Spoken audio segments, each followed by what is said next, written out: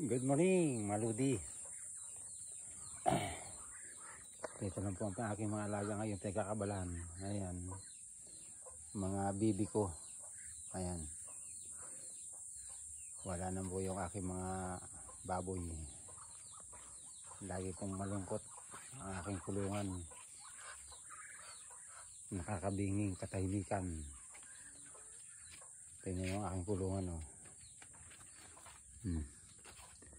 Dati-rati po, ayan ay puno. May mga laman. Ngayon po wala na. Nakakabinging katahimikan.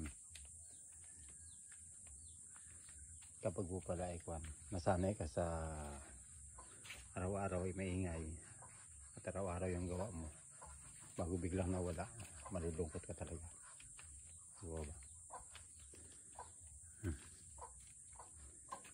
Yan po itsura niya. Wala na.